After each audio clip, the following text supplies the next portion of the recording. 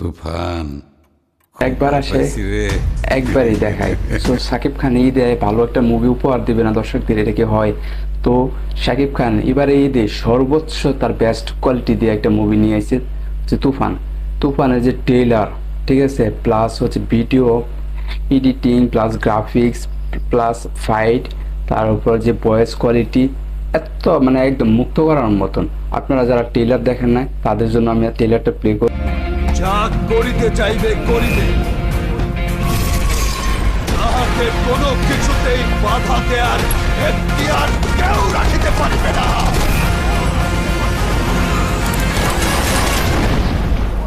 আর এর ব্যত্যয় ঘটিলে অসম্ভব অসম্ভব কোয়ালিটি।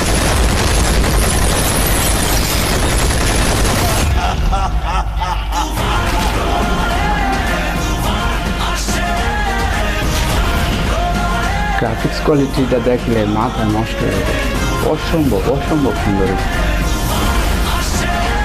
এই জায়গায় যে ফাইটটা নেয় কেজিএফ সাতটা পুরো কপি করতে মিক্সিন একেবারে সেম, এটা সর্বোচ্চ বেস্ট লাগছে আমার কাছে, ভালো।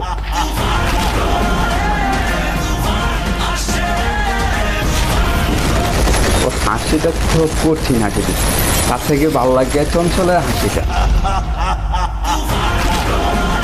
চঞ্চলের হাসি আর ডায়লগটাও শেষ। এখন চঞ্চলের যে ডায়লগটা দিব এটা সর্বোচ্চ বেস্ট ডায়লগ।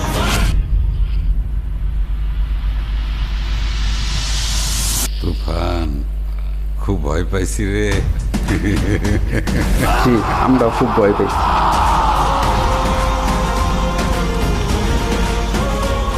গ্রাফিক্স ও অসম্ভব, এক কথা অসম্ভব।